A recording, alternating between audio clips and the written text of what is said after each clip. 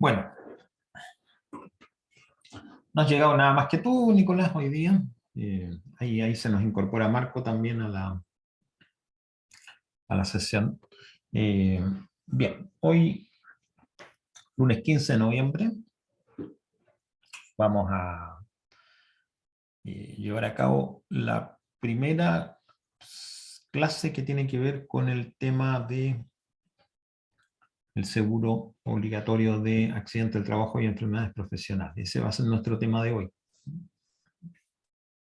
Nos va a llevar el tema 2 sesiones, la de hoy y la del próximo lunes, y ya solamente nos va a quedar para finalizar el curso el tema de los programas de subsidio habitacional. ¿Ya? O sea que estamos llegando al final del curso, estamos comenzando la tercera y última parte. ¿Ya?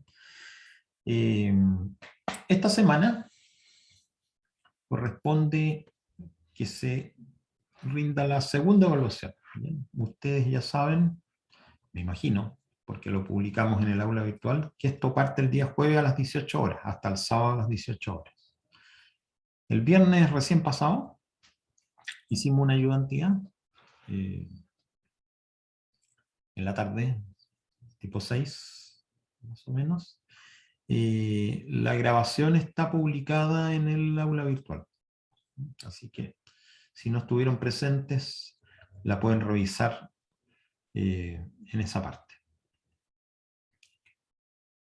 Recuerden ustedes que la evaluación que va a partir el día jueves comprende 2 temas: el seguro de cesantía y el sistema de salud. Son 5 clases que tuvimos, 2 del sistema del seguro de cesantía, perdón, y 3 del sistema de salud.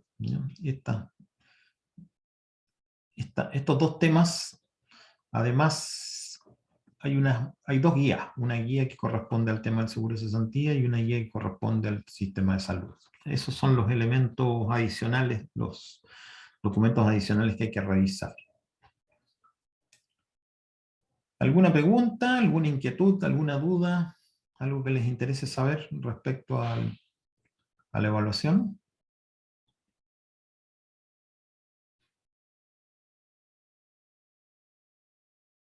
Nada, muchachos.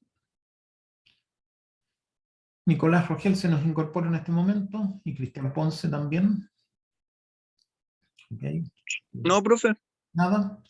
se abre, o sea, son 48 horas, ¿por cierto? Sí, son las 48 horas, del jueves al sábado. Del jueves a las 18 hasta el sábado a las 18. Sí, sí, son 48 horas que establece el protocolo.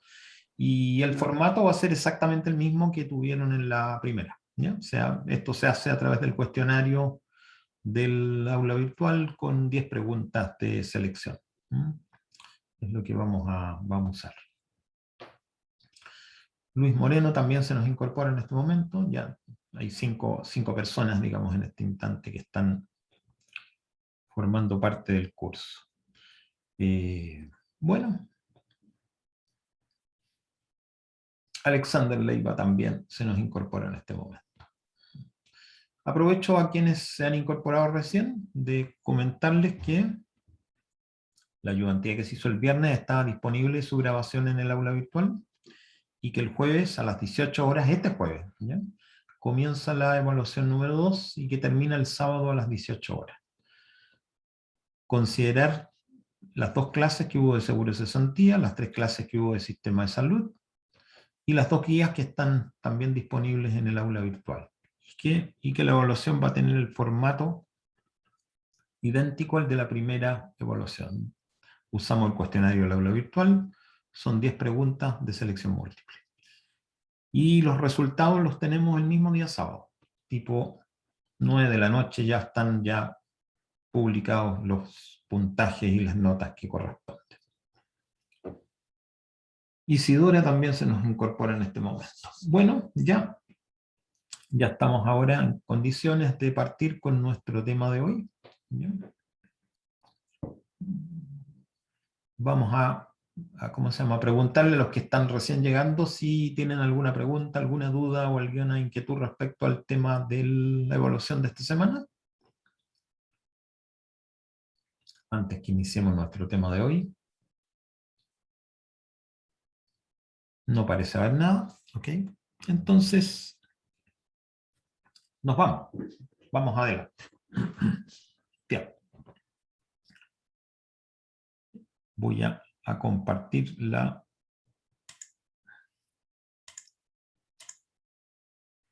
PPT.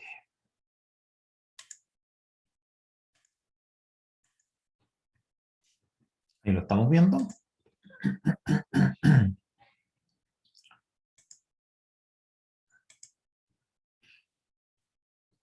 Ese es nuestro tema de hoy y de la próxima clase. El seguro de accidentes del trabajo y enfermedades profesionales. La parte 1 hoy, la parte 2 el próximo lunes.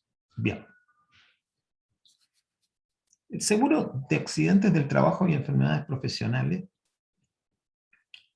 da cobertura a otra contingencia, ¿ya?, que pueden enfrentar las personas o familias. Ya hemos revisado varias, ¿ya? Recordando que seguridad social es el sistema instrumental de herramientas que permite a las personas y familias enfrentar contingencias adversas, ¿okay?, recibiendo una protección, ¿ya? ¿Cuáles hemos revisado? Hemos revisado, primero, cómo el sistema de pensiones de una nación, cualquiera que sea, ¿ya?, cualquiera que sea su arquitectura y su objetivo, cubre o protege a las personas de riesgos o eventos o contingencias que están relacionadas con la vejez, que están relacionadas con la invalidez y están relacionadas con la muerte. ¿Okay? ¿En qué sentido? Estas contingencias las vamos a encontrar en otros casos, pero aquí el sistema de pensiones lo que hace es entregar un ingreso sustitutivo de aquel que se pierde por efectos de vejez, invalidez o muerte. ¿Okay? Luego vimos un segundo instrumento que tiene la seguridad social, que protegía a las personas de la pérdida de ingresos, pero por otro motivo distinto, que era el desempleo o la cesantía. ¿Sí? Y vimos un tercer sistema de la seguridad social, que es el seguro de salud, que protege a las personas y familias de las pérdidas de ingresos derivadas de una enfermedad, ¿okay?, que puede ser una enfermedad transitoria o una enfermedad terminal, ¿okay?, y que también protegía a las personas y familias de los gastos que estaban derivados de la ocurrencia de una enfermedad. ¿Okay? Y esto se traducía a través de una licencia médica, que era la forma de obtener ingresos sustitutivos, y del hecho de tener una cobertura ante los gastos, ¿okay?, que puede ser una cobertura parcial o total ante los gastos que significa el experimentar una enfermedad. ¿Okay? Gastos que están relacionados con tratamientos, empecemos primero por consultas a profesionales médicos, por procedimientos diagnósticos, por medicamentos, por hospitalizaciones, incluso en muchos casos por elementos sustitutivos como son trasplantes, prótesis, etc. Hoy vamos a ver otra parte de la seguridad social, otro instrumento que es este seguro de accidentes del trabajo y enfermedades profesionales. Aquí también vamos a ver protección de ingresos y también vamos a ver cobertura de gastos. ¿Okay? Porque un accidente del trabajo o una enfermedad profesional tiene la misma lógica que veíamos en el sistema de salud. La única diferencia es que las enfermedades o los accidentes se producen ahora por un motivo específico, ¿ya?, que es el ser ocasionadas en forma directa o indirecta por el trabajo que estamos desarrollando. ¿Okay? Y por eso se separa del sistema de salud que vimos sesiones anteriores, que son las enfermedades comunes o accidentes comunes. ¿Okay? Vamos a partir mirando un monito. ¿Ya? Este monito está acá. ¿Okay? ¿Qué nos muestra? ¿Qué vemos allí?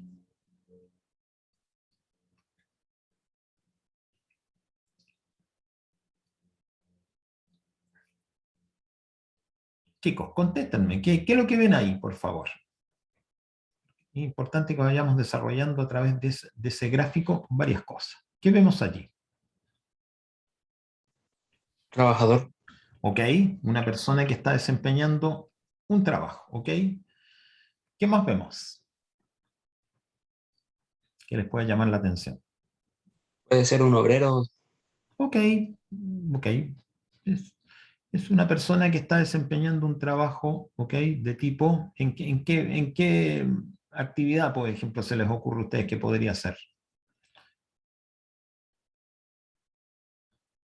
Obviamente no es una actividad comercial, ni es una actividad de vender algo, sino que más bien estamos viendo a alguien que está...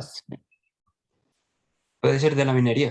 Puede ser de la minería, perfecto, muy bien, perfecto, ya.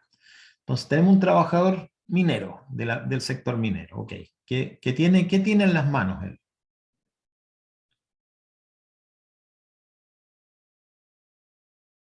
En términos genéricos, ¿qué es lo que tiene? Una...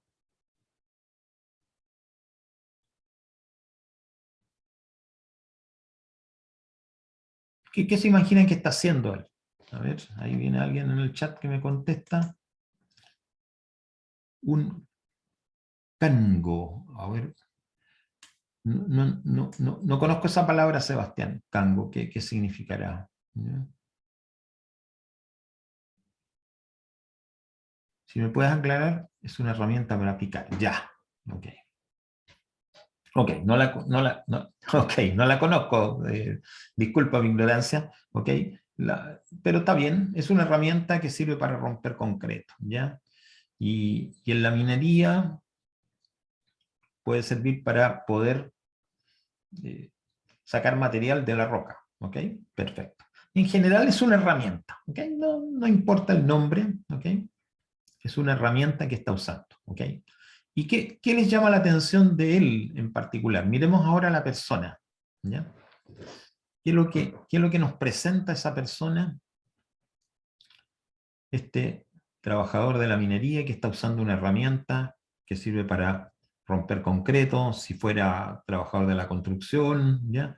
O sirve para poder sacar material desde la roca, si es un trabajador de la minería. ¿Qué vemos en su persona ahora? Miremoslo a él. Tiene los EPP adecuados, sus protecciones, el casco y las gafas. Ok, tiene un casco, tiene gafas, ok.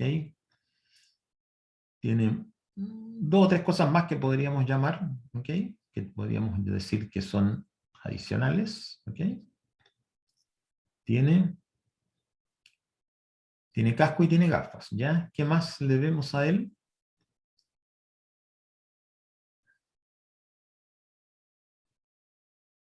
¿Sí? ¿Qué más le vemos como protecciones que tiene en su cuerpo?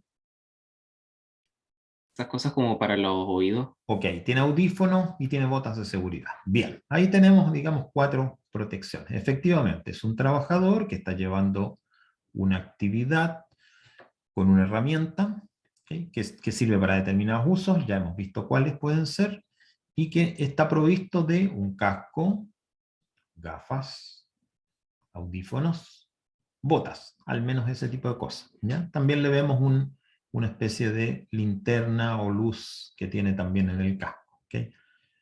¿Por qué usar esas protecciones? ¿Por qué usar el casco? ¿Por qué usar las gafas? ¿Por qué usar los audífonos? ¿Por qué usar las botas? Son protecciones contra qué cosa.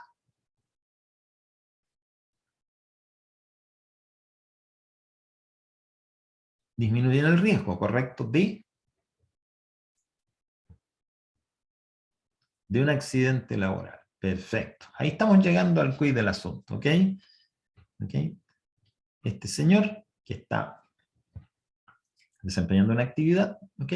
que tiene riesgos, porque usar esta herramienta tiene riesgos, efectivamente. Hay material que puede saltar, ¿ya?, hacia sus ojos y dañarlos si es que él no tiene colocados sus anteojos, ¿ya?, o gafas especiales. ¿Okay? ¿Por qué protegerse los oídos?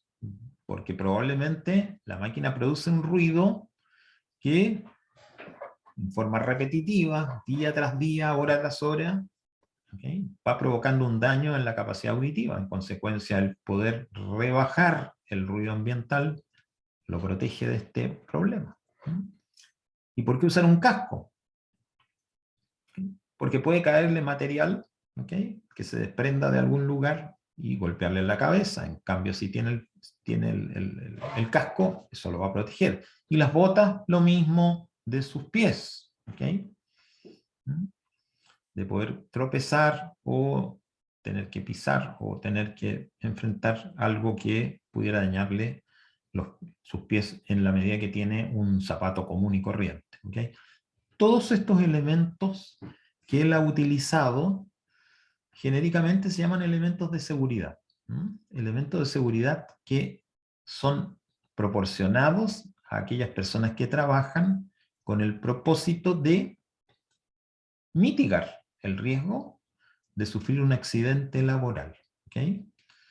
Mitigan el riesgo, no lo eliminan por completo, porque el riesgo siempre va a existir, ¿okay?, pero lo minimizan, ¿ya? Incluso en algunos casos pueden reducirlo casi a cero, ¿okay?, pero en general se habla de disminuir o mitigar el riesgo. Entonces, estos elementos de seguridad son parte de algo que se generó, digamos, como una regulación, con el propósito de poder proteger a este trabajador y a todos los trabajadores de los riesgos de un accidente laboral, ¿ya? Si él sufriera un accidente laboral, por ejemplo, no se coloca las gafas, o no se las dan, puede ser los dos casos, ¿okay?, no le dan las gafas, o él no se las coloca adecuadamente, y está llevando a cabo esta actividad, y salta un pedacito de material y se le incrusta en un ojo. ¿Okay? Tenemos un accidente que está ocurriendo o ha ocurrido en el trabajo, por ende, por eso se va a llamar un accidente laboral. Pero en términos de los efectos, va a ser el mismo que si ese accidente lo hubiera sufrido fuera de su trabajo. Va a tener un accidente que le va a significar a lo mejor la pérdida de la visión de un ojo, o a lo mejor la estadía en un establecimiento de salud para poder recuperarlo, ¿ya?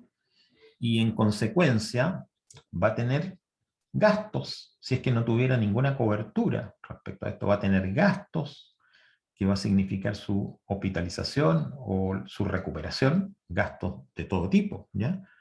Hospitalizaciones, procedimientos, quizá intervenciones quirúrgicas, medicamentos, ¿ok? Y además, él no va a poder trabajar durante un cierto tiempo, o a lo mejor nunca más, dependiendo de cuál sea el tipo de secuela que tiene el accidente que ha sufrido. Entonces, la protección de estos eventos, de estas contingencias que llamamos accidente laboral, ¿ya?, están de alguna manera cubiertas por este seguro, ¿ya? Otra alternativa, ya que no sea un accidente propiamente tal, pero sí sea algo que le va causando un daño permanente, es si él no usa los audífonos, o no le dan los audífonos, ¿ok? Y él está sometido diariamente, durante mucho, mucho tiempo, constantemente, a un ruido que va causando un daño en su capacidad auditiva, ¿ya? Y al pasar el tiempo, ¿ok?, él nota que su capacidad de escuchar, de oír, va siendo cada vez menor, ¿ya?, pudiendo llegar incluso a perder la capacidad auditiva. ¿Okay? En ese caso, no estamos hablando de un accidente, como el caso que saltó una partícula en su ojo y le causó un daño en ese momento, que debió interrumpir su trabajo y llevar a cabo una actividad curativa. En este caso, el daño va siendo acumulativo, va pasando, va ocurriendo a través del tiempo, va ocurriendo a través del tiempo, va sucediendo, va perdiendo capacidad auditiva y llega un momento en que la pierde en forma importante o total. ¿Okay? En ese caso estamos hablando más bien de una enfermedad, ¿ya? Que es la pérdida auditiva, más que de un accidente, ¿okay? Que ocurre por un evento inmediato. ¿Okay? Entonces, esta enfermedad, esta pérdida de capacidad auditiva, es una enfermedad que se denomina profesional porque deriva del trabajo que ejecuta la persona. ¿Okay? Y tiene un efecto que quizá la pérdida de capacidad auditiva puede que le signifique que no puede desempeñar el trabajo que hace habitualmente, o puede significar incluso que esa enfermedad lo conduzca, en algunos casos mayores, no en el caso de la pérdida auditiva, por supuesto, que lo conduzca a una pérdida de su vida, ¿okay? Una enfermedad profesional, ¿ya? ¿Okay? Es una enfermedad derivada del trabajo que se ejecuta, ¿okay? Esa enfermedad se contrae por efectos del trabajo y tiene un efecto, ¿ya? Cuando estábamos hablando de que esta enfermedad puede tener un efecto adverso, bueno, imagínense, como es la pérdida de la vida, imagínense simplemente una persona que trabaja en un ambiente altamente contaminado, incluso para ponerlo súper dramático, en un ambiente radioactivo, ¿okay? Donde se contamina por efectos de la radiación y pierde la vida en forma bastante más rápida, ¿okay? Porque en ese caso el impacto sobre su salud es mortal, ¿okay? Y esta persona aquí ha perdido la vida por efecto de una actividad que es riesgosa, ¿ya? ¿Okay? Podríamos imaginar un caso de este tipo también en forma del accidente. Un accidente que ocurre en forma inmediata, ¿okay? O algo que lo va causando en forma pausada, ¿okay? No necesariamente larga, pero sí en forma pausada, o sea que no es como un accidente que ocurre un evento e inmediatamente hay pérdida de salud, sino que va siendo progresiva, ¿ya?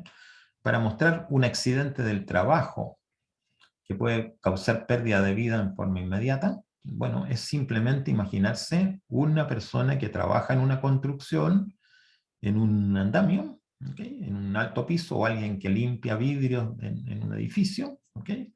Y simplemente sucede un accidente cuando se pierde, el andamio se suelta y la persona se cae, o los amarres que tiene la persona en un limpiavidrios de alta altura no funcionan y la persona cae, y como cae de una altura muy importante, perece inmediatamente en el accidente. Un accidente laboral que conduce a una muerte, no necesariamente a una hospitalización.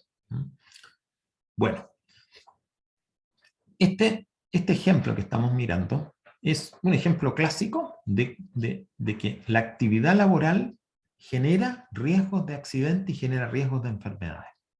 Y esto, entonces, lo que hace el sistema de seguridad social es protegerlo de estas contingencias, ¿sí? Disminuir el riesgo a través de algunas actividades, ¿okay?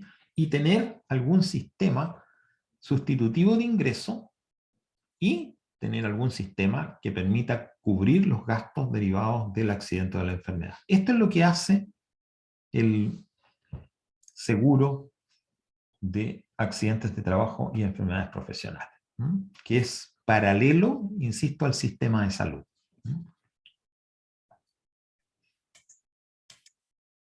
Sacar esto. Bueno, esto efectivamente, aquí vamos a aclarar algunas cosas, es un trabajador de la minería lo que estamos mirando, ¿okay? Pero pudiera ser un trabajador de la construcción también. Es un ejemplo clásico, ¿okay? Y una situación que podría ocurrirle, que teníamos acá, no la mencionamos, es que, por ejemplo, el trabajo sufre una amputación de una extremidad inferior derecha, ¿okay? Significa, pierde una pierna, la pierna derecha, ¿okay? Eso significa, esto sería un accidente con pérdida de la capacidad productiva de este trabajador en el futuro. Pero no solamente en una actividad como la minería hay riesgos derivados del trabajo que se ejecuta, ¿ya? Aquí vemos un caso distinto. ¿Qué vemos allí? A una señora o señorita que está llevando a cabo una actividad que es de, a ver, ¿qué se les imagina que está haciendo esta señora o señorita?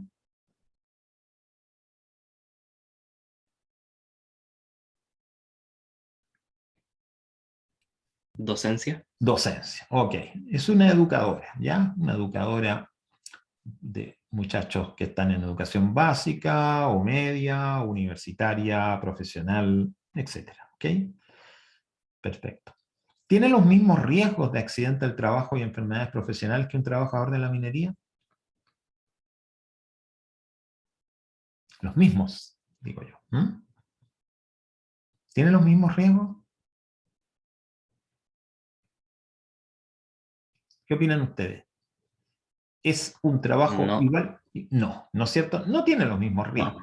No tiene los mismos riesgos. O sea, la actividad minera es obviamente mucho más riesgosa que la actividad educacional. Pero ahora, otra pregunta. ¿Significa que no tiene riesgos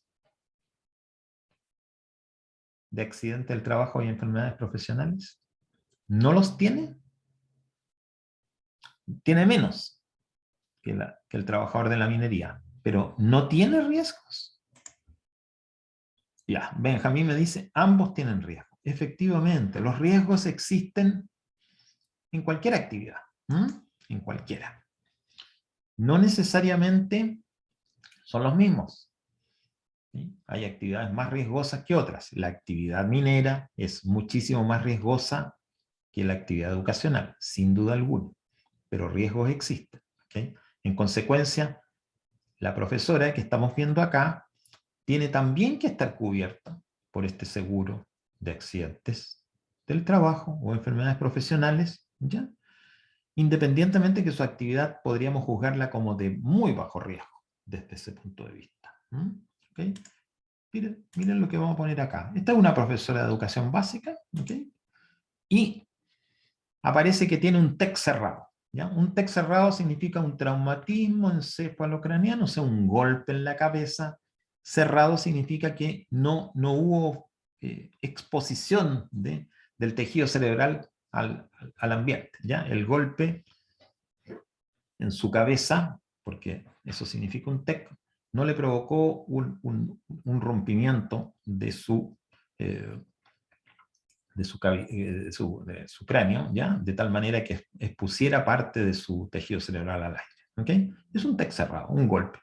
¿Puede tener un TEC cerrado la persona que estamos viendo, la profesora, como un accidente laboral?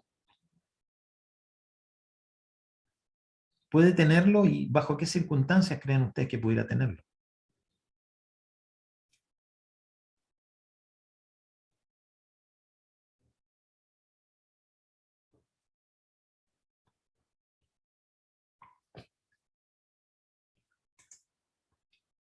Bien, Sebastián. Tras caerse, ¿ok? Se cayó. Se cayó, se resbaló, pisó algo que estaba en desnivel, se cayó y lamentablemente se golpeó en la cabeza. ¿Ok? Aquí estamos en presencia de un accidente, obviamente, un golpe en la cabeza es un accidente, que puede provocar secuelas. ¿Ok? Puede ser muy simple, como que la persona se cayó, se golpeó en la cabeza, ok, se levantó, va a tener probablemente una zona donde se va a hinchar, ya, va a tener un edema, un pequeño edema, pero pasa, no hay problema. Pero pueden ser otros casos más graves donde la persona pierde la conciencia, ¿ya? Y tienen algunos efectos posteriores, como puede ser mareos, vómitos, pérdida de conciencia incluso, o pueden ser mucho más graves si el golpe es muchísimo más severo, como tener algún edema cerebral que implica necesariamente que tiene que haber algún tipo de seguimiento médico posterior para evitar un daño, ¿ya? Que sea irreversible. Bueno, ¿por qué puede tener una caída la profesora? Bueno, perfectamente bien, lo que decíamos, porque pisó mal, pisó algo resbaloso, se cayó y se golpeó en la cabeza. ¿Okay? No es algo que sea propio de la actividad educacional, ¿ya? O sea, por el hecho de estar enseñando, de estar paseándose en la sala, conversando con sus alumnos, no necesariamente implica que tenga que caerse como eso. como producto de la actividad educacional misma. Pero en forma indirecta sí, porque ella se está paseando por una sala, ¿ya? ¿Okay? Y puede caerse. ¿Okay? Y en este caso, pese a que la caída no es producto de su trabajo como profesora en forma directa, lo es en forma indirecta, porque le sucede este accidente dentro del establecimiento educacional, con motivo de su actividad. ¿Okay? Y en cuyo caso estamos en presencia de un accidente laboral, para todos los efectos de definición que ocurre. Enfermedades profesionales ya es bastante difícil. ¿Ok? Es bastante difícil, porque los riesgos de contraer una enfermedad, o sea, de que algo en forma continua y progresiva esté dañando su salud como efecto de su actividad educacional, es bastante difícil de encontrar. ¿Okay? No es algo que pudiéramos, digamos, a priori decir, hay un riesgo de enfermedad. No parece haberlo. ¿Okay? Vamos a ver un tercer caso.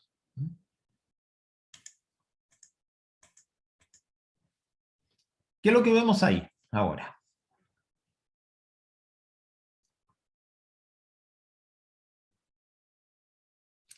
¿Qué estamos viendo, muchachos?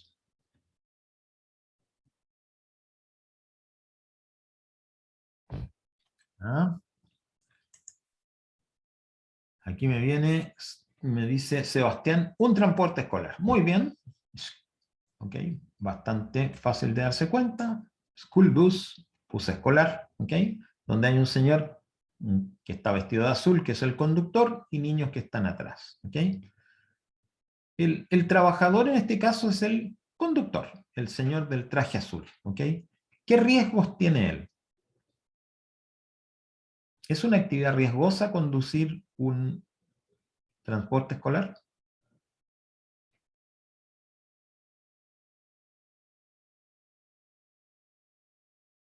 Por supuesto que sí, como dice Sebastián. ¿Cuáles son los riesgos que existen?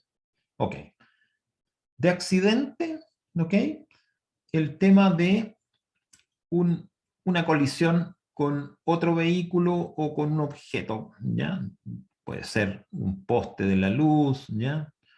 U otra actividad, ¿ya? Con lo cual hay un riesgo de accidente que evidentemente no es solo para él, sino que también es para los niños que están al interior. ¿Ok? Pero ya que nos estamos concentrando en el accidente laboral, el choque, que puede ser a responsabilidad de él o a responsabilidad de un tercero, puede afectarlo en esos términos. ¿Ya? ¿Y tiene riesgos de enfermedades profesionales?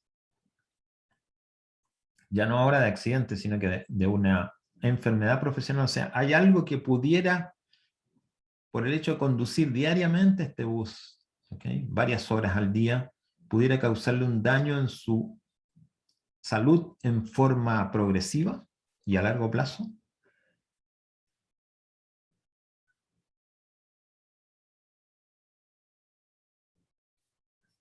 ¿Se imaginan ustedes algún efecto en su salud?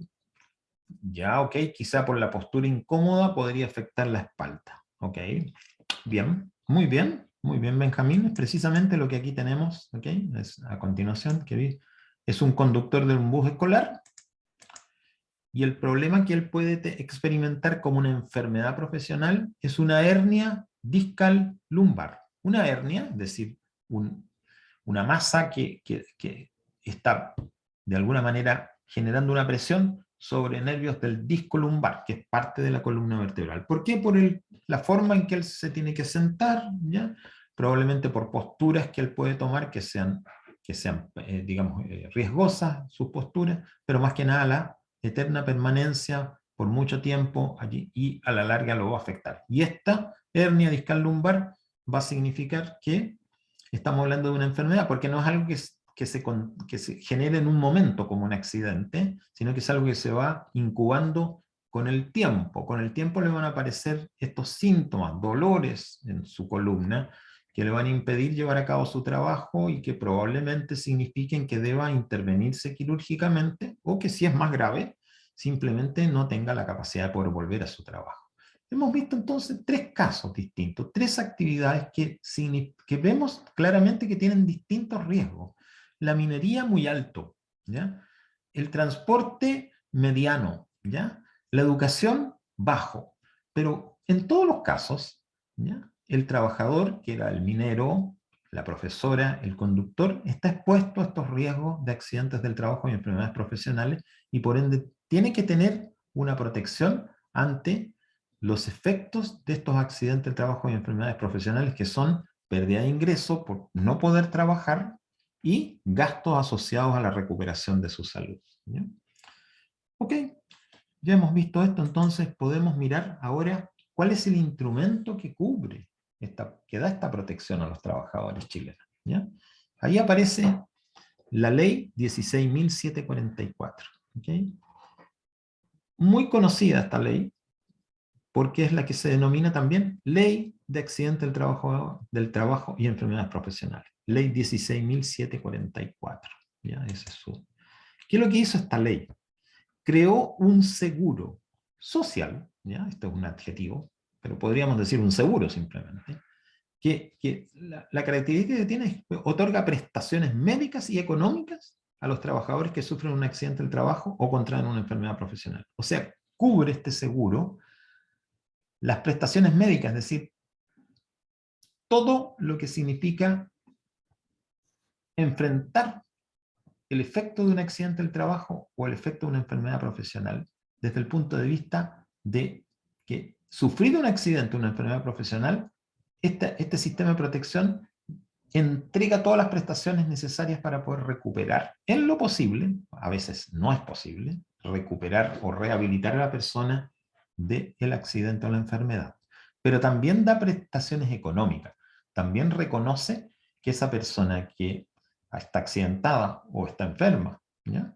Con motivo de su actividad laboral, requiere un ingreso sustitutivo, ¿ya? No es solamente que me cubra los gastos de recuperación y rehabilitación del accidente o la enfermedad, sino que también tengo un ingreso porque esta persona no va a poder llevar a cabo la actividad generadora de ingresos como lo hacía antes de tener accidentes o enfermedades profesionales. ¿Okay? Esto es lo que hace el seguro. ¿Ya? ¿Por qué es un seguro?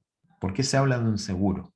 Porque es un sistema a través del cual todas las personas cotizan mensualmente. ¿Okay? Todas las personas que llevan a cabo un trabajo cotizan. Ok, vamos a aclarar al tiro algo. Las personas cotizan, pero no son cotizaciones, no son pagos que hagan de parte de su remuneración, sino que el empleador es el que cotiza por la persona. Pero en el fondo podríamos decir, el trabajador está protegido por una cotización que ejecuta el empleador a su nombre. Toda persona que lleva a cabo un trabajo formal, que tiene un contrato, vamos a ver a continuación, pero ya lo adelantamos, está obligado a su empleador a cotizar por él, por este seguro, en una determinada institución. ¿Okay? Eso significa que todo trabajador chileno, ¿okay? No importa su nacionalidad, sino que se desempeña dentro del territorio nacional, ¿okay? Y ese trabajo es formal en el sentido de que existe un contrato de trabajo con una empresa detrás que ha contratado, ¿okay? Está obligada la empresa a cotizar a este seguro. Y por ende el trabajador está protegido de estas contingencias. ¿Okay? También lo están los trabajadores independientes, en la medida que lo hagan, ¿okay? Que coticen, no que no están, digamos, en la misma condición de que alguien tiene que cotizar por ellos, sino que en este caso el trabajador independiente tiene que cotizar por sí mismo, y en la medida que lo hace está protegido. ¿Okay? Lo interesante es de que la legislación ha ido mutando a través del tiempo para que esta decisión no sea tan voluntaria, sino que sea más bien obligatoria. ¿Okay? Pero es bastante compleja de poder seguir. ¿Okay?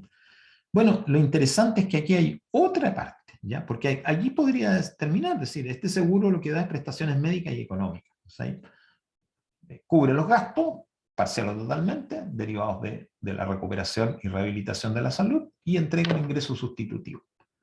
Pero da otra cosa más, que es la característica, yo diría, más distintiva de esta ley de accidente del trabajo y el seguro social, que es el instrumento. Otorga prestaciones preventivas en los lugares de trabajo. ¿Ok? Prestaciones preventivas. Algunas de ellas son obligatorias. ¿Ok? Por ejemplo, cuando veíamos el trabajador minero, veíamos que tenía gafas de seguridad, audífonos de seguridad, casco de seguridad, botas de seguridad. Todos estos elementos que genéricamente se llaman elementos de seguridad, la ley 16.744, la ley de accidente del trabajador y del trabajo y enfermedades profesionales, obliga a la empresa contratante a entregarle al trabajador en forma gratuita los elementos de seguridad necesarios para poder desempeñar su trabajo. ¿Sí? Esa es una prestación preventiva, sin duda alguna, porque cuando me están cubriendo la vista, los ojos de un elemento que puede dañarlo, o están protegiendo mi sistema auditivo de un ruido que constantemente va afectando mi capacidad auditiva, o un casco que me protege de golpes, ¿ok? Lo que estamos haciendo es proteger a las personas, a los trabajadores, de un riesgo de accidente del trabajo. ¿Ok? Entonces, de esto se trata. Ya no es solamente de qué hacemos cuando el accidente sucedió, que es muy importante, porque ahí se genera una espiral de gastos y una pérdida de ingresos. Pero también lo que trata esta ley de hacer, es de que no suceda el accidente o la enfermedad. Y para eso debe haber prevención, debe haber actividades que traten de evitar. Y nos vamos a dar cuenta que esta ley y este seguro social, a través de lo que vamos a ver más adelante, tiene incentivos muy poderosos para que las empresas eviten los riesgos, los accidentes del trabajo y las enfermedades profesionales. ¿Ok?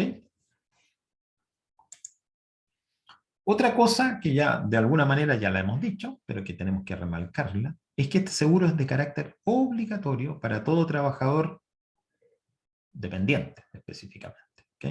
Y para algunos trabajadores independientes también. Obligatorio significa que, al igual que el caso de las pensiones, al igual que el caso del seguro de cesantía, al igual que el caso de las cotizaciones de salud, cualquier persona que lleva a cabo una actividad productiva, una actividad laboral, ¿ya? Industrial, de servicio, educacional, cualquiera actividad laboral, y existe un contrato por esto, inmediatamente se genera la obligación de cotizar. En este caso, el que cotiza es el empleador a nombre del trabajador, ¿ok? A diferencia de lo que eran las otras tres cotizaciones de pensiones, de salud y de cesantía, en la cual la cotización era parte retenida de la remuneración del trabajador, ¿ya? En este caso, no es retenida desde las remuneraciones del trabajador, sino que es aportada directamente por el empleador. Y finalmente podemos ver que esta ley es del año 1968, ¿ya? ¿No? Es una ley que ya tiene más de 50 años, ¿ok? Y evidentemente va sufriendo modificaciones a través del tiempo, que son perfeccionamientos en realidad, y la última modificación importante es del año 2011. Ok. Datos. Vamos a ver datos ahora. Vamos a mirar el sistema, ¿ok? En términos de distintas magnitudes que nos van a permitir darnos cuenta de cómo es, de qué magnitud tiene en términos de coberturas, en términos de empresas, trabajadores que están adheridos. ¿Okay? Pero antes que eso, antes de partir a los datos, ¿alguna pregunta, comentario que les interese hacer?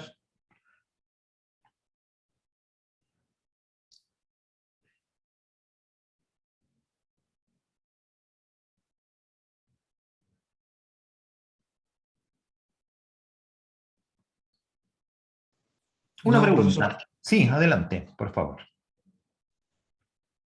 ¿Alguien me iba a hacer una pregunta? Yo lo interrumpí.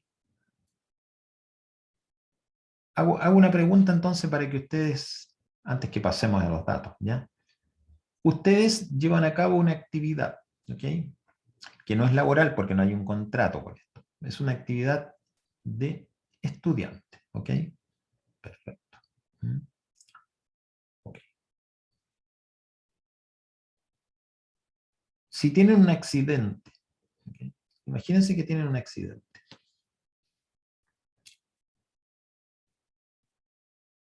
¿Están cubiertos de alguna manera? ¿Qué los cubre a ustedes si tienen un accidente? Accidente puede ser lo mismo que hemos visto, o sea, pueden tener un accidente en el bus en que se están trasladando desde su casa hacia la universidad. Pueden tener un accidente porque cruzan una calle y un vehículo los embiste y tienen un accidente, en este caso, que tiene que ver con su desplazamiento en la calle, en la vía de circulación, o pueden pisar un desnivel y tener, por ejemplo, una fractura o un esguince de tobillo, porque pisaron un desnivel y eso provocó algo, o pueden tener una caída. Todos esos accidentes posibles y muchos otros que no estoy mencionando, para ustedes, ¿ya? Que no están no tienen en particular la calidad de trabajadores en el momento en que están llevando a cabo su actividad estudiantil. No tienen un contrato por venir a la universidad como estudiantes. ¿Okay? Sin embargo, pueden sufrir accidentes. ¿Tienen cobertura? ¿Cómo piensan ustedes que están cubiertos para este tipo de eventos?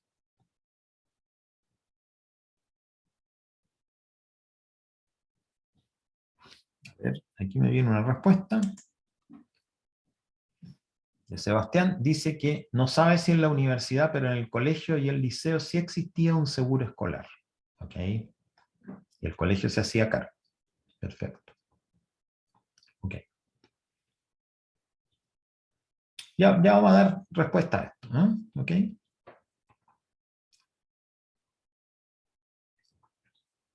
Pero, ¿qué otras opciones hay también?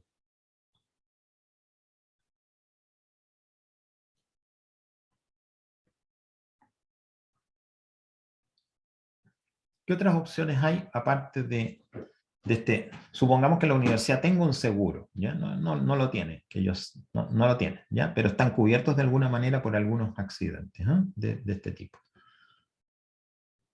¿Pero qué otras alternativas hay?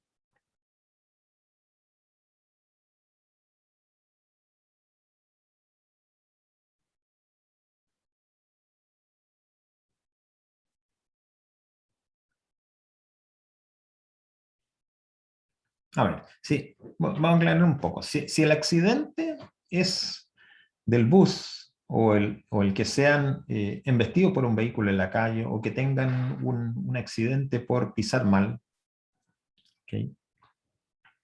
Accidente no debe entenderse como algo que necesariamente conduzca a una hospitalización o que conduzca a un daño muy severo en la salud. Un accidente puede ser algo simple, como digo, voy caminando por la calle, piso mal, tengo un esguince de tobillo, necesariamente implica que probablemente tenga que ser enyesado, ¿ya? Y tener un tiempo de reposo. ¿Okay? Sí. Hola, Sergio. Sorry, muchacho. Si este tipo de situaciones se da con motivo de su traslado desde el hogar a la universidad, la respuesta es que sí están cubiertos. ¿Okay? Están cubiertos por un tipo especial de cobertura que se llama accidente del trayecto. Cuando estamos hablando de las personas que se vienen desde su lugar de vivienda, desde su hogar, hacia el lugar de trabajo, en este caso, los estudiantes sí están cubiertos, son parte de la cobertura. ¿Ya? Pero también pudieran tener este accidente con motivo que van a una actividad personal. ¿Ya? ¿Okay? El mismo accidente del bus que choca y ustedes tienen un efecto en su salud por esto, o que son atropellados por un vehículo en la calle, o que tienen un esguince de tobillo en una parte que tiene relación con el hecho que van caminando. ¿Okay? ¿Están cubiertos por esos efectos? Entonces, para la pregunta es, ustedes son parte de una familia, ¿ok? ¿ok? Como son personas que tienen en general, tienen edades que son inferiores a los 24 años, ¿ok? Son parte de lo que se denomina cargas familiares. ¿De quién? ¿De quién podrían ser cargas familiares ustedes?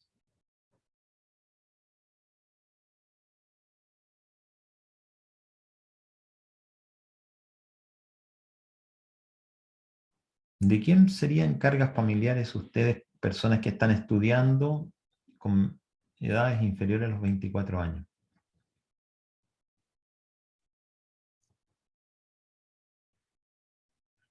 Como no están llevando a cabo una actividad que genera ingresos, ¿ok? Están estudiando, ¿ok? Y tienen menos de 24 años, se puede decir que se consideran cargas familiares. ¿Pero de quién serían cargas familiares, muchachos? Correcto. De su madre, de su padre o de un tutor legal, como nos dice Sebastián. ¿Ok? ¿Ok? Aquella persona que está llevando a cabo una actividad laboral remunerada en su familia, que tenga cualquiera de estas características, puede entonces, o sea, sin duda alguna, puede ser una persona, puede ser, dependiendo del tipo de actividad económica que esté llevando a cabo, puede ser una persona que está cotizando en un sistema de salud, ¿ok? Por ejemplo, que está cotizando en FONASA, ¿ok? Y cuando está cotizando en FONASA, porque está llevando una actividad laboral, con un contrato, y está necesariamente afiliado a una institución de salud, en este caso FONASA, y obviamente puede que esté cotizando, o que no, depende la forma en que esté categorizado. Recuerden que FONASA puede ser de un grupo que no obligatoriamente cotiza, pero está cubierto. Pero supongamos que está cotizando y que los ha declarado a ustedes como carga familiar. ¿Por qué? Porque ustedes no están llevando a cabo una actividad laboral remunerada, ¿okay? Y tienen menos de 24 años, cumplen con las condiciones, y en consecuencia, si del momento en que están reconocidos como una carga legal, ¿okay? Están cubiertos por el sistema de salud, en este caso por FONASA, ¿okay? Y en consecuencia, cualquiera de estos accidentes, los gastos que lleve a cabo que se lleven a cabo con motivo de esta actividad, van a estar cubiertos por el seguro de salud, ¿ya? Dependiendo de la modalidad en que se lleven a cabo, van a ser las coberturas, ¿okay? Una pregunta para usted. ¿Habría una licencia médica para ustedes en caso de tener un accidente común, ¿eh? No del trabajo, común, un accidente común, ¿no? Digamos, suponga que este accidente se llevó a cabo no porque vinieran a la universidad, sino porque fueron a una actividad personal, ¿okay? Tienen cobertura desde el punto de vista de los gastos de salud, ¿okay? Pueden consultar a un médico, pueden efectuarse ¿cómo se llama? El tema de la recuperación mediante un yeso, ¿okay? Medicamentos antiinflamatorios, controles, radiografías, etcétera. Todo esto va a tener cobertura a través del sistema de salud, en este caso FONASA. ¿Pero van a tener ustedes una licencia médica?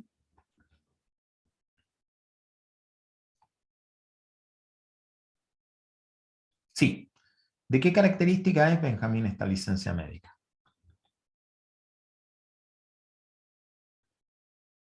Importante distinguir, por eso lo menciono, porque la licencia médica para ustedes va a tener ¿qué propósito?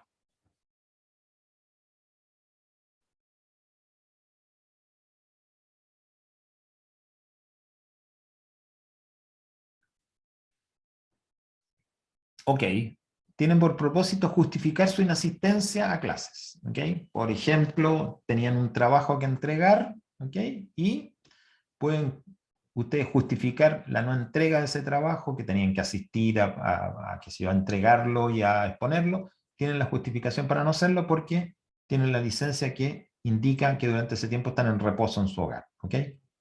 Ok, perfecto. Las licencias médicas, aparte de justificar la inasistencia de la persona, del trabajador o del estudiante en su lugar de trabajo o en su lugar de estudio, ¿qué otro propósito tiene? Adicional, aparte de justificar inasistencia, ¿qué otro propósito tiene? El segundo propósito, ¿ya? ¿Cuál es? De una licencia médica.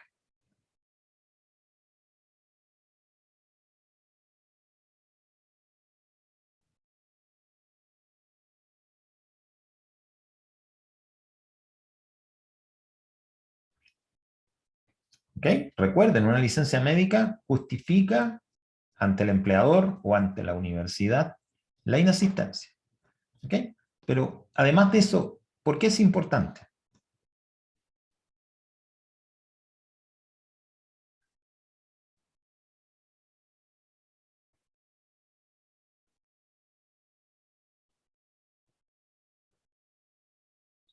¿Qué es lo que permite una licencia médica? Independientemente de justificar la inasistencia. ¿Qué es lo que permite?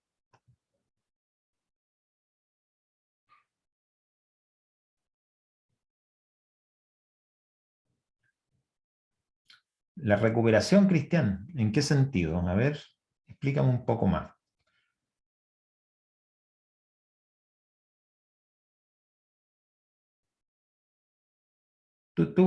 Suponte que tuviste un accidente, ¿ya? Vamos a hilar la historia. Tuviste un accidente en la calle, ¿ok?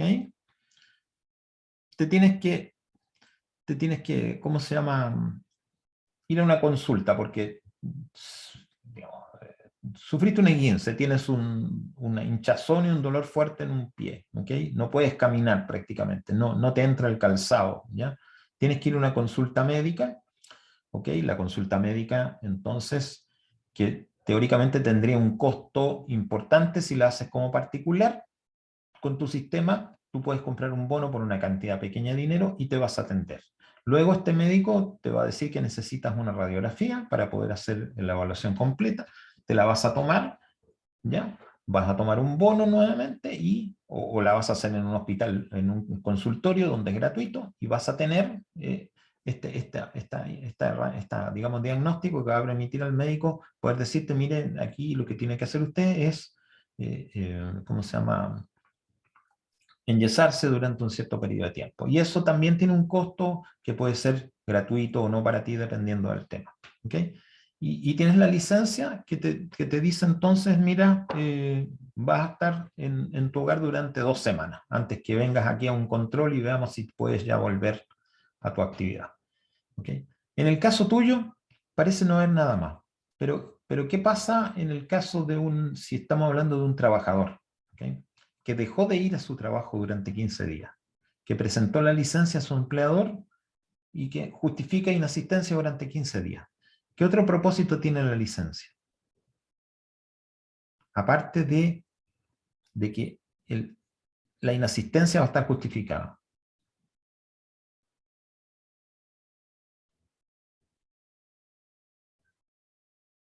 La remuneración, correcto. ¿Qué hace la licencia entonces con respecto a la remuneración?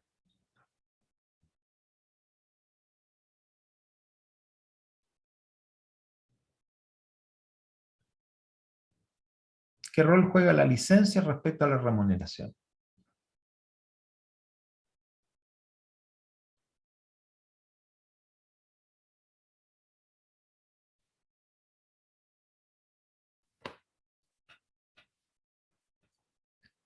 ¿Juega algún rol?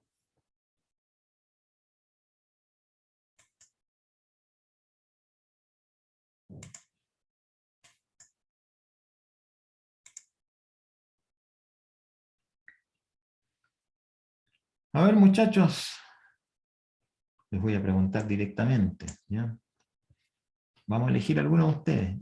Nicolás, ¿tiene algo que ver la licencia con la remuneración? ¿Cuál de los dos, Nicolás? Cualquiera. El que Ah, quiera. ya. El que quiera. Sí, Sí, ¿no es cierto que sí? O sea, la licencia médica, aparte de justificar inasistencia, genera el derecho a un ingreso, ¿ok? Que se llama, ¿cómo se llama el ingreso que proviene de la licencia médica? Si no se acuerdan, me dicen, yo se los digo, ¿ya? Se llama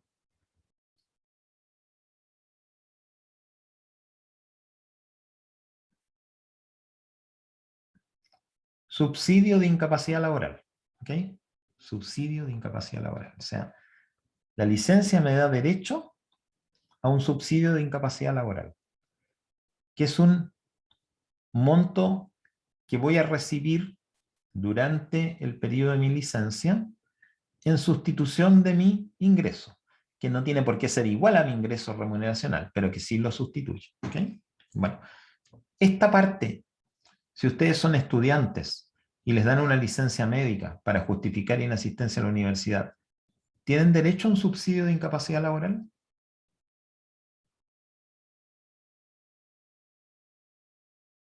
No. Muy bien, Sebastián. No tienen derecho, evidentemente. O sea, en el caso de un accidente que se le provoque a alguno de ustedes, ¿ya?, por efecto de su trayecto a la universidad o por efecto de una actividad particular personal, ¿ya?, si bien genera licencia por efecto de justificar inasistencia, no genera derecho a un subsidio de incapacidad laboral, porque para tener derecho al subsidio de incapacidad laboral, tienen que cumplir con ciertos requisitos que ustedes como estudiantes no cumplen, como por ejemplo, tener ¿cómo se llama?, ingresos, ¿okay?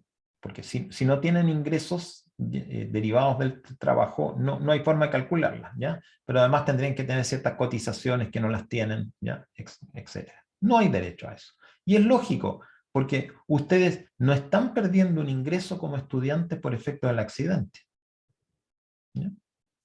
Lo que están sí teniendo que financiar gastos derivados de la recuperación, y en ese sentido sí tienen cobertura. Esa es la diferencia entre un caso y otro. ¿Okay?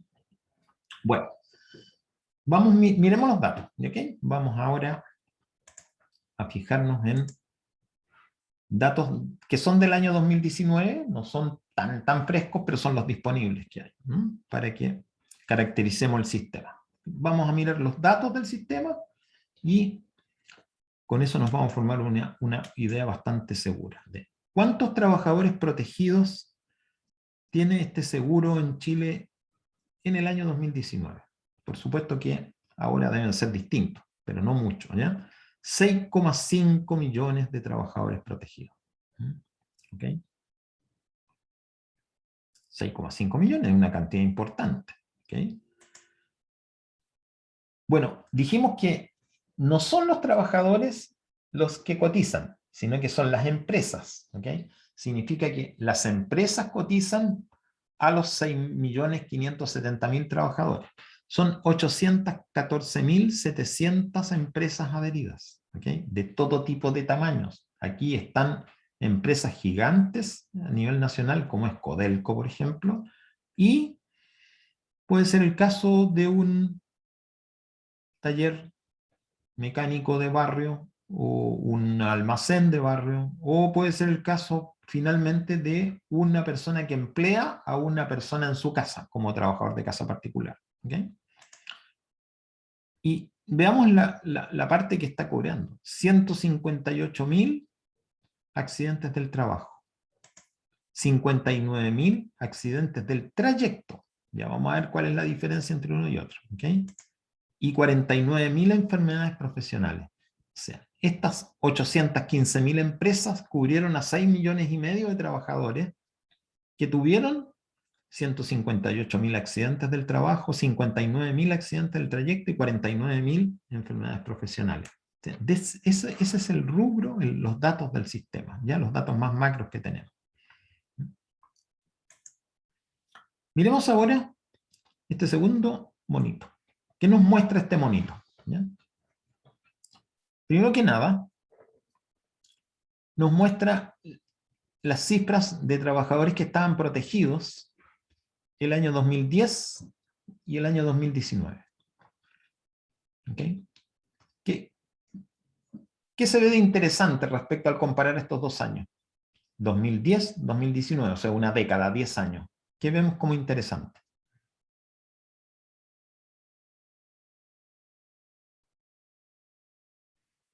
Si les mostrara este gráfico y me dijeran, dígame usted, ¿cuál es su conclusión al mirar este gráfico? Los trabajadores protegidos aumentaron, Aumentaron, ¿no es cierto? pero la recuperación se mantuvo. O sea, lo que dice abajo, cubierto de trabajadores ocupados. Se Ya. mantuvo eso. Ok.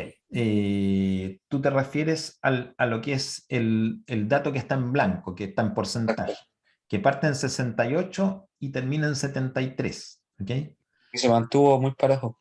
Claro, o sea, no tiene un salto tan grande, porque si estamos hablando de 4,8 a 6,5, estamos hablando de bastante importante porcentaje de salto entre, cuando estamos hablando de personas protegidas, de trabajadores protegidos. Pero, ¿qué es lo que nos mide el porcentaje? Eso es lo importante. ¿Qué es lo que nos mide el porcentaje? ¿Qué significa que el 2010 era 68% y el 2019 era 73%? ¿Qué significa ese porcentaje que está en color blanco?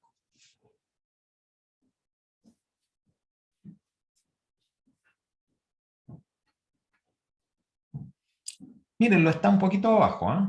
Sí, ustedes mismos lo pueden leer. Eso. ¿Qué significa ese porcentaje que está allí?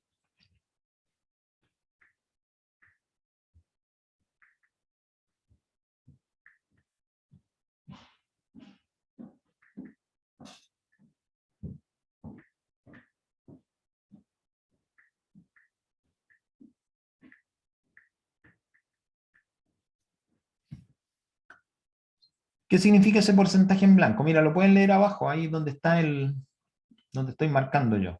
¿Qué es lo que dice?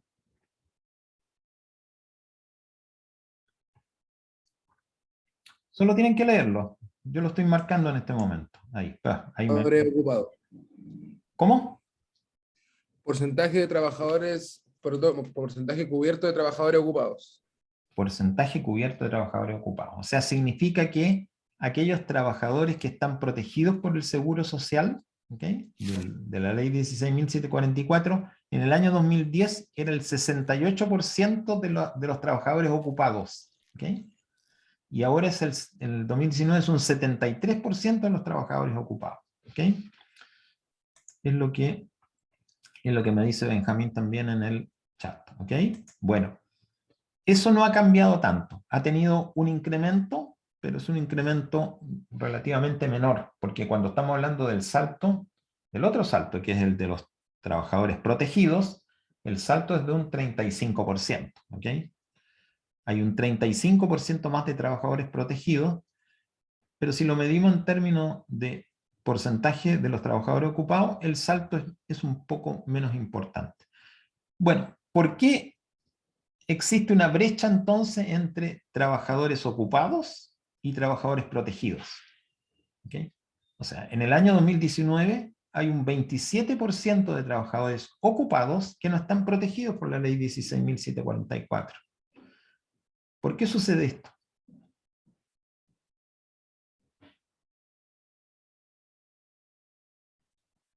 ¿Por qué ustedes creen que sucede esto? O sea, denme ¿cuál es su percepción de por qué sucede esto? Esto es un hecho de dato, es un hecho cierto. No todos los trabajadores ocupados están protegidos por la ley de accidente del trabajo. ¿Okay? Y específicamente en el año 2019 es un 27%.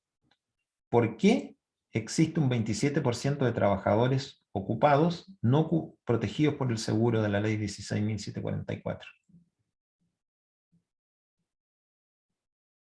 Cuando todas las empresas que contratan un trabajador deben obligatoriamente cotizar por ellos. Puede ser el caso de los independientes, quizás, que no tienen Muy cómo bien. pagarnos. Muy bien, exactamente ese es el tema. Son los independientes. Muy bien. Son aquellos, porque reconozcamos una cosa, los trabajadores independientes no son dependientes, por ende no tienen un empleador o una empresa que cotice por ellos. Primera cosa. Entonces, hay un porcentaje de trabajadores que son independientes. ¿Okay? La ley dice que los trabajadores independientes están obligados a cotizar. Es decir, usted debe hacerlo. No tiene una empresa que cotice por usted, pero usted tiene que hacerlo por sí mismo. Sin embargo, es bastante difícil obligar a un trabajador independiente a hacerlo. Porque basta que el trabajador no lo haga, ¿ya? Y entonces uno dice, bueno, ¿y cómo lo obligo? ¿Ya? Entonces, hay un grupo de trabajadores independientes, que son aquellos que emiten boletas de honorario, ¿sí?, a los cuales la obligación es posible seguirla, ¿sí?, porque como emiten boletas de honorario, están registrados como tales en el Servicio de Impuestos Internos, y estos trabajadores que emiten boletas de honorario, cuando se hace la operación renta, ellos buscan normalmente que tengan una recuperación de aquellos impuestos que han pagado por adelantado por sus boletas de honorario y tengan una devolución. Entonces ahí es donde aparece la obligación. La ley que hizo fue decir, mire, vamos a ver si usted cotizó, ¿ya?, para la ley de accidente del trabajo. Como por el RUT pueden seguir ese movimiento, ver, usted no cotizó como independiente, pero tiene la obligación. En consecuencia, vamos a asumir una cotización obligatoria y yo la voy a descontar de su devolución. En consecuencia, a usted tenía que devolverle X pesos, voy a tomar las cotizaciones, voy a enterarlas en la entidad y usted va a quedar cubierto, pero va a pagar con parte de su devolución. ¿Ok? O la otra alternativa es, aquí vimos que usted cotizó correctamente, por ende no le voy a deducir nada de su devolución. Pero nos queda un montón de gente que son independientes y que no obtienen ingresos vía boletas de honorarios, ¿okay?, y son trabajadores independientes. Y allí tenemos todo lo que es el trabajador informal, por ejemplo.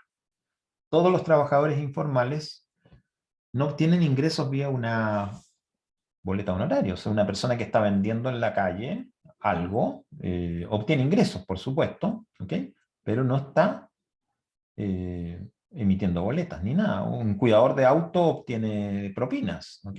Puede tener un ingreso, si está en un lugar donde hay alto movimiento de vehicular y cambio constante de vehículos estacionados, puede tener un ingreso fácilmente de 10.000, 20.000 pesos diarios multiplicado por 20 días, ¿ok? Y tener un ingreso superior al ingreso mínimo incluso, pero él no va a cotizar ni va a estar ni va a haber forma de obligarlo, pese a que teóricamente tiene la obligación en la ley, no hay forma de poder digamos, implementar un sistema que lo obligue, ¿ya?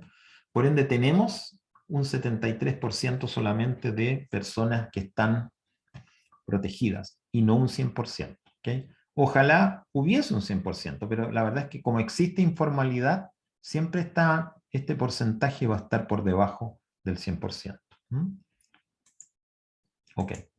Otro monito interesante de poder ver es, de estos 6,5 millones que están protegidos en el año 2019, ¿okay?, ¿dónde se concentran las actividades económicas que ellos como trabajadores desarrollan?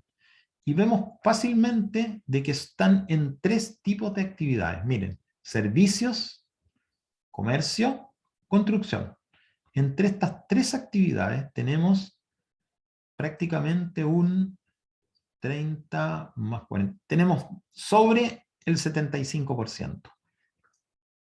Sobre las 3/4 partes, ¿ya?, sobre las 3/4 partes, sobre el 75% de los trabajadores protegidos por la Ley de Accidente del Trabajo en el año 2019 se desempeñan en una de estas 3 actividades económicas: sector servicios, sector comercio, sector construcción. Todo el resto es bastante menor.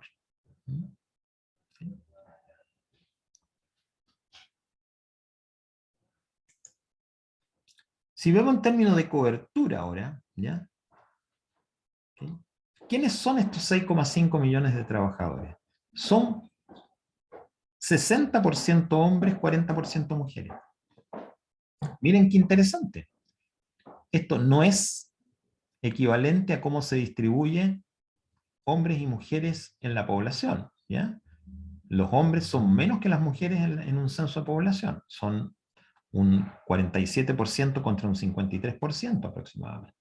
Claro, lo que ocurre es de que en esa distribución, hombres y mujeres en la población, existe un porcentaje que son menores de 15 años que no trabajan, ¿ok? Existe un porcentaje de mujeres que no participan en la actividad laboral formal por diversos motivos, que están entonces como población inactiva. Entonces, si vemos cuáles son los que están en esta actividad. Ni siquiera es toda la fuerza de trabajo, sino que estamos hablando de ese 73% que está protegido. ¿Okay? Y ahí vemos que los hombres representan un 60% contra un 40% de las mujeres. O sea, claramente vemos algo que ya sabemos intuitivamente, y que es la participación laboral femenina es bastante inferior a la participación laboral masculina.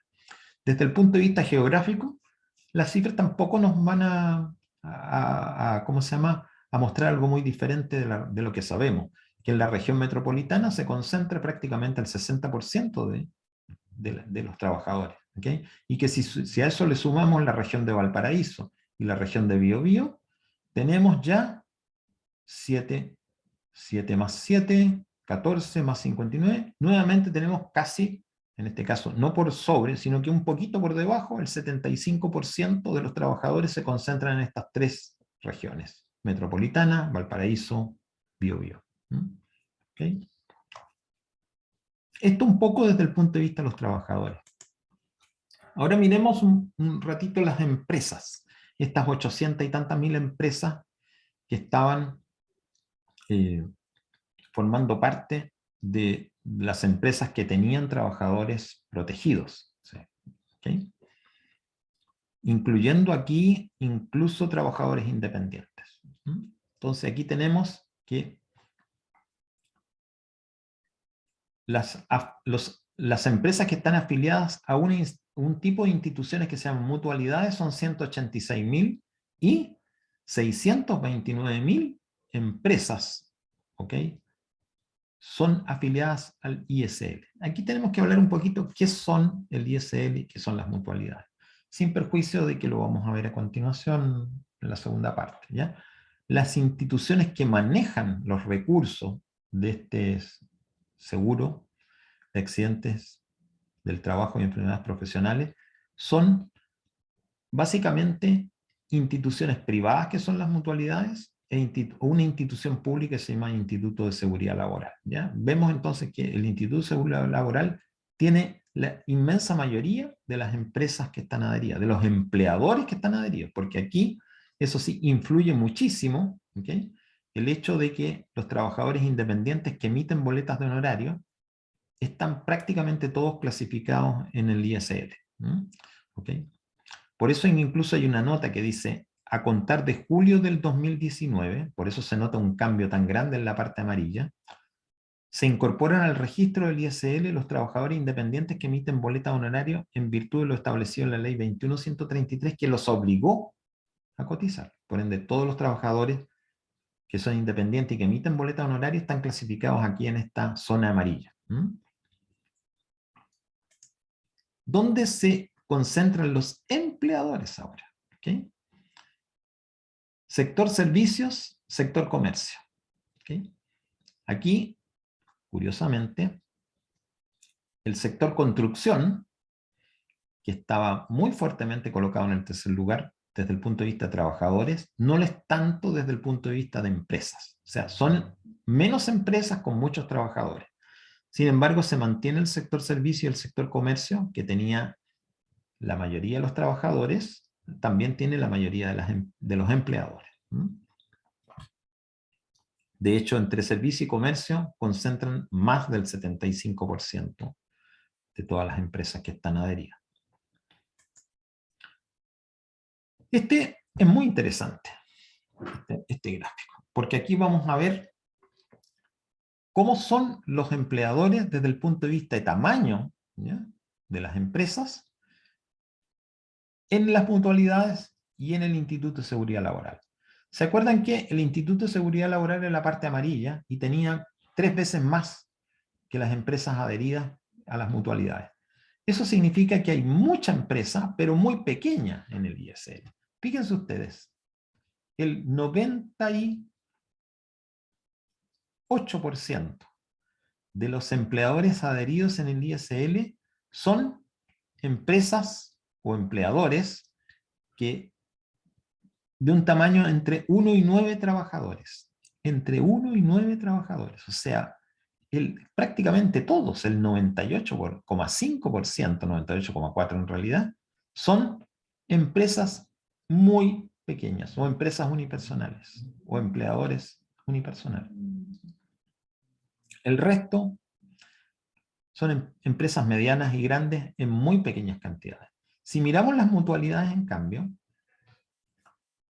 las empresas más pequeñas solamente representan un 71%, ¿ya? Y ya tenemos un 4% de empresas sobre 100 trabajadores y un 18% entre empresas sobre 10 trabajadores y menores de 100. Entonces, es muy diferente la cobertura de empleadores que hace el ISL de la cobertura de empleadores que hacen las mutualidades.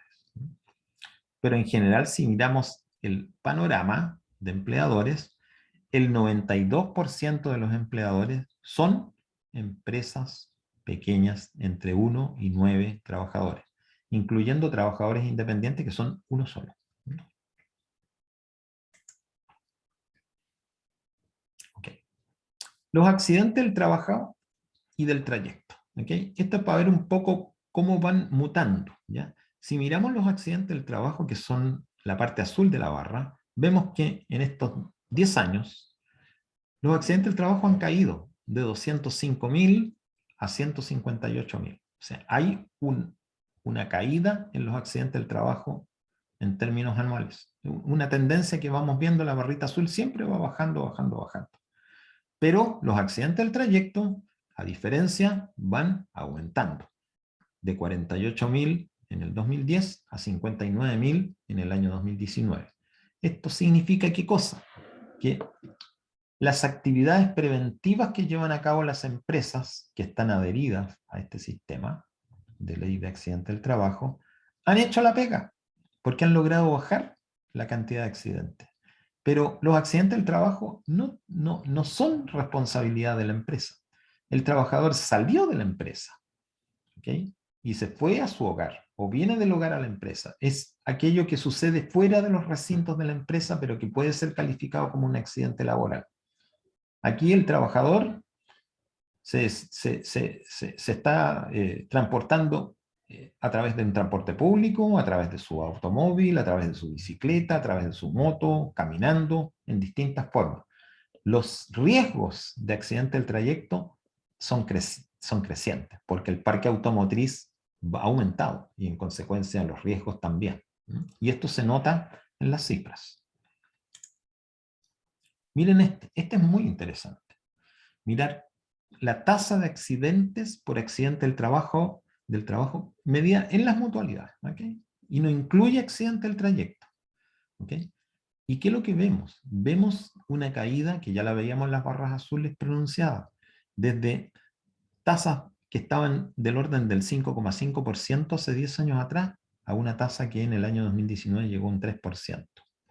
Esto muestra, indudablemente es un dato, pero sumamente fuerte, para poder mostrar que el propósito de la ley de accidente del trabajo, que es reducir los accidentes, ¿okay?, a través del tiempo, lo está logrando, ¿ya? Y esto es básicamente un éxito de las actividades preventivas y de los incentivos que tiene la ley de accidente del trabajo para que las empresas tomen todas las medidas necesarias para mitigar los riesgos de accidente del trabajo y enfermedades profesionales, ¿okay?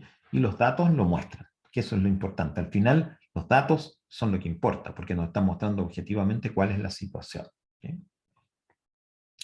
Tengo un chat que lo vamos a contestar. El porcentaje de la parte izquierda es de accidentados sobre el total de trabajadores. El porcentaje... Benjamín, ¿estamos hablando del gráfico que estamos mostrando o el anterior?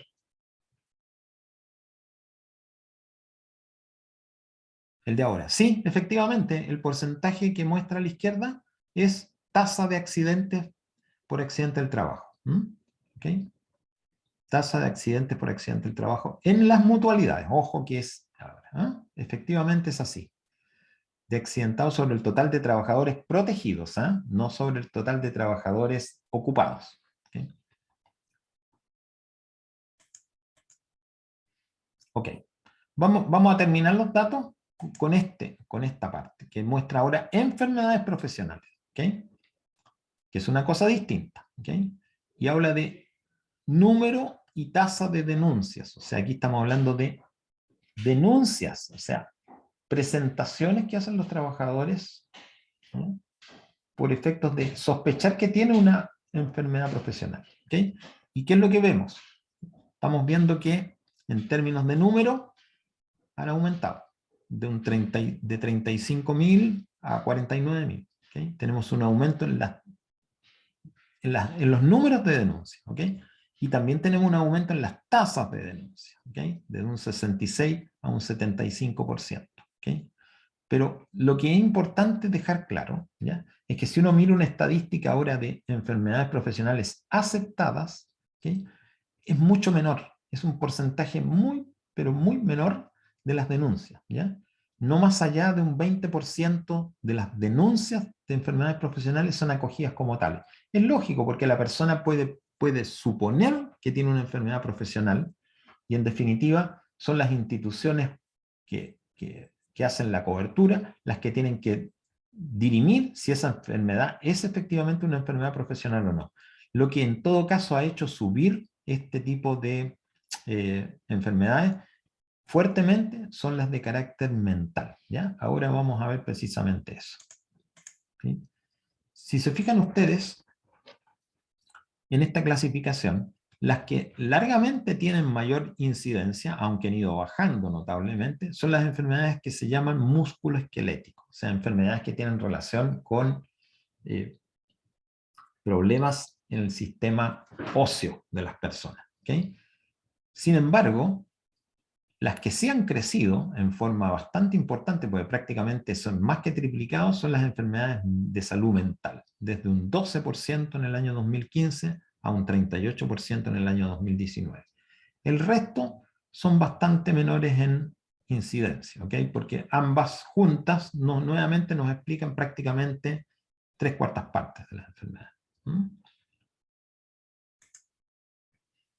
¿Okay? Y esto es lo que un poco quería mostrarles, ¿okay? Que es cuántas de las denunciadas son consideradas laborales. Fíjense ustedes que solamente en el caso de las audiológicas y respiratorias, que no son muy importantes en número, ¿okay?, el 55 y el 49% de estas han sido reconocidas como enfermedades de tipo laboral. El resto son desechadas. Miren el caso de las enfermedades musculoesqueléticas, que son las que tienen mayor cantidad de denuncias. Solo un 5% de ellas son consideradas como enfermedades de origen laboral. Un 95% son rechazadas, ¿ya?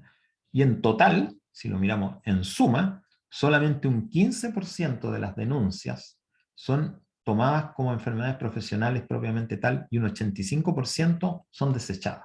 Son denuncias que no son acogidas por los organismos administradores de la ley. Ok, bueno. Aquí vamos a quedar, vamos a volver con el tema de cómo esta ley está inserta en el Código del Trabajo. Vamos a hacer el recreo a continuación y nos volvemos a encontrar a las 12. Y vamos ahora a dejar, primero que nada vamos a hacer esto y ahora vamos a parar la grabación. Nos encontramos de nuevo a las 12, muchachos, ¿ok?